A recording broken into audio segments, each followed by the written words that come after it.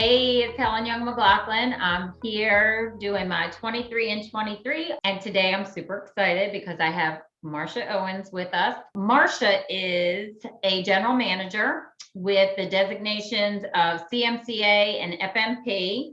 She manages a community association in Northwest DC area.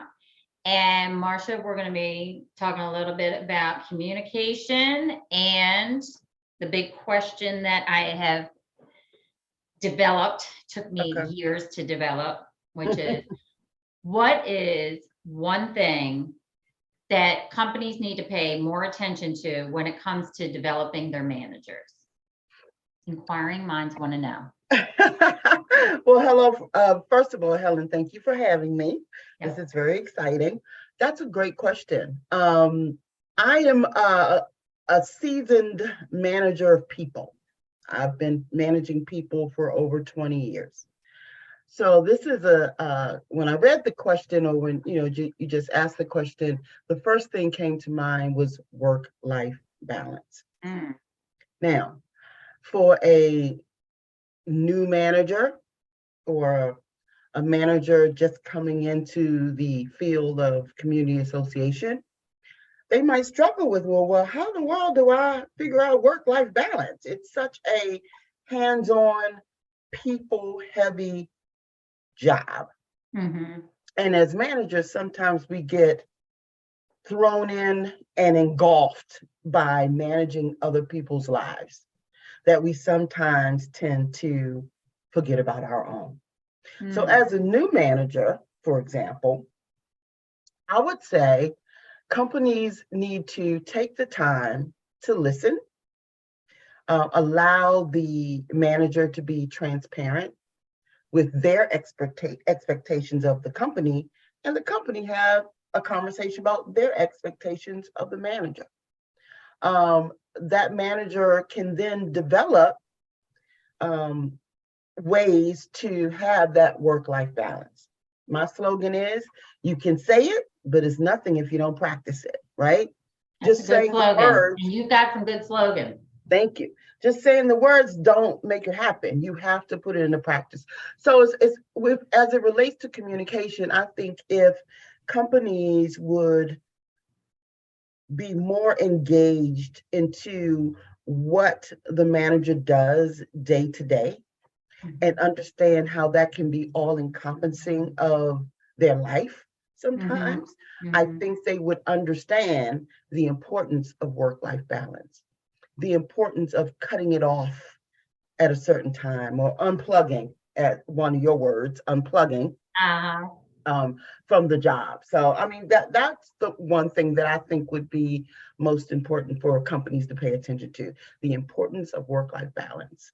And what I love that I heard, you said the word set expectations, which I find this fascinating because the people that I work with, and I'm not saying I can't give you a percentage, but I'm going to throw one out. I can't give you a statistical one. Right. But I'm going to throw one out there in terms of, I would say there's about 75% of managers that maybe they set expectations from the get-go. Okay. They don't come back and kind of redesign those expectations. So what might happen is we set expectations, you join, your new role as a manager. We give you all the ins and outs of what's going to happen. We have your job description and all that great stuff.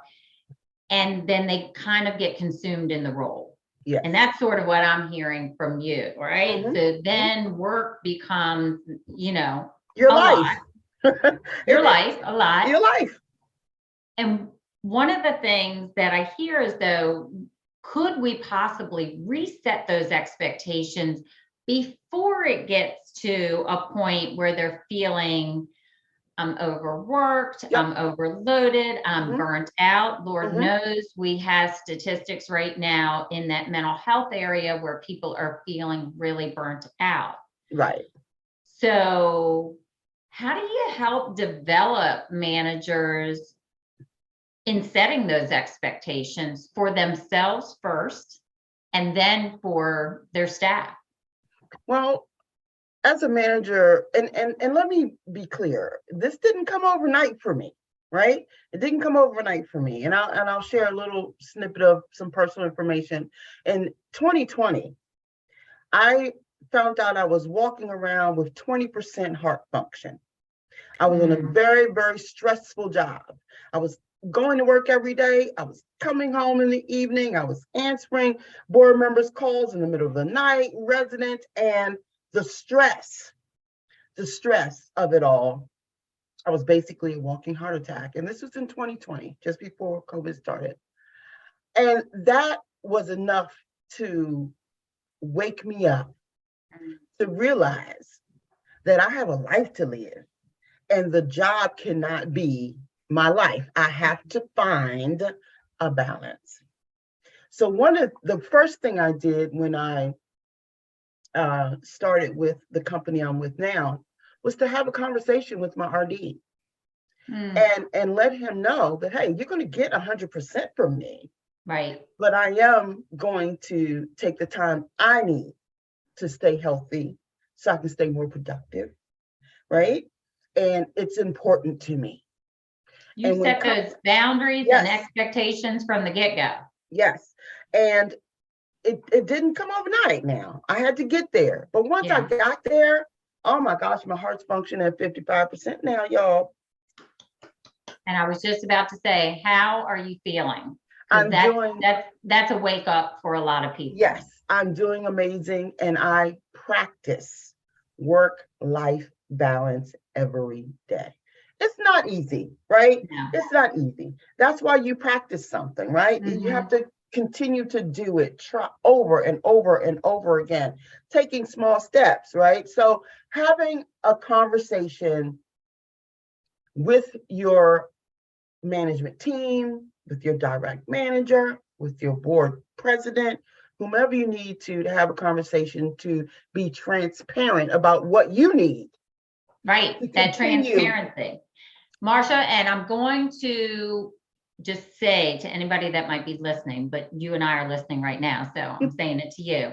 Okay. Is this whole work-life balance, because balance to me means it's almost perfection. It's even, it's straight. I'm going to call it work-life flow. How do you feel about that? Because things ebb and flow, right? Right. Because it's not always going to be balanced. It's not going to always be balanced, right? So better work-life flow is good.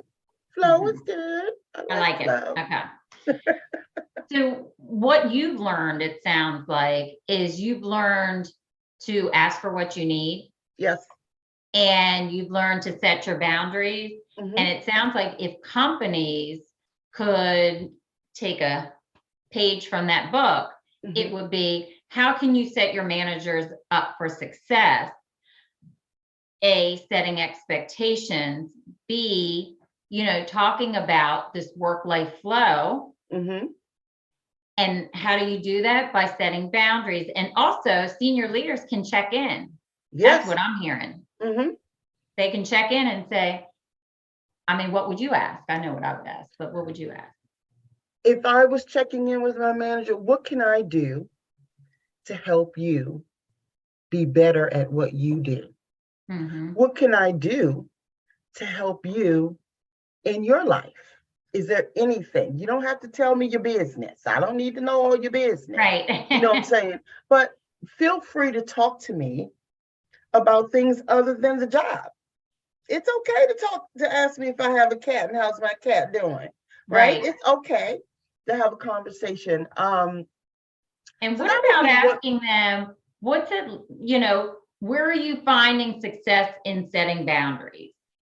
Like, what if you asked a manager that question, if you knew that they were struggling with maybe saying no, or not putting any time on their calendar to plan? What about that? I tell them, look, I need you. I do. You're great at what you do.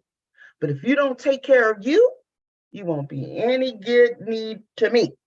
Right. So put 15 minutes on your calendar. Put 30 minutes on your calendar. Get up in the middle of the day Yep. Close your door, have your lunch quietly, or get up in the middle of the day and go take a walk. I work very close to the National Mall, Mhm. where the all the stuff is, the museum areas, Right. Constitution Avenue. So sometimes I will just say, you know what, I'm going outside, and I'll get my keys, I'll go get in the car, and I'll go sit down across from the African American Museum, and Mhm. if I can find a parking space, and just sit there for a minute. And when it's sunny, let the sun hit my face, Right. and then go back to work. So I would suggest those kinds of things to a Okay. manager that I see as a good manager that is invested in what they do. But I want to see them be successful, and a part of that is taking care of themselves.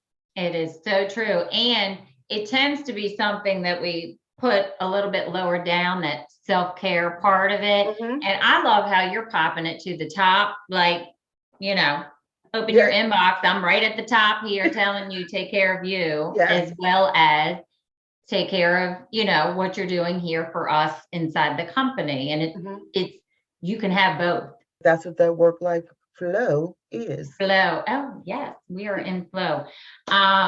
So as we wrap up this 23 and 23, I just want to say thank you again to Marsha Owens for joining us. The couple of things that I heard, Marsha, I'm loving, which is, hey, put yourself at the top. Know that when you join any company, it really is about taking care of yourself first.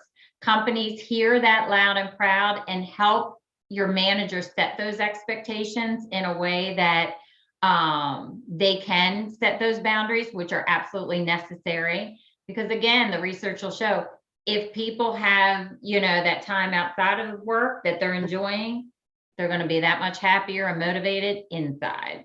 So Absolutely. kudos to you, Marsha, for managing and leading in a way that is very thoughtful. Thank you. And I hope you have a great rest of today. You too. Thank you, Helen, so much for having me. This was so fun. It It was was so fun. fun. Thank you We'll see so what I'm much. going to do in 24. I'll have you back on my show. That'll work. All right. Bye. Bye. Thank you so much for joining us and tuning in to another interview of Leading from the Middle. I'm really looking forward to hearing some feedback from you. I want to connect with you. You can connect with me directly on LinkedIn at Helen Young-McLaughlin. Just hit that hyphen in between Young and McLaughlin, or you can go to my website at helenyoungcoaching.com. Thanks again and have a great day.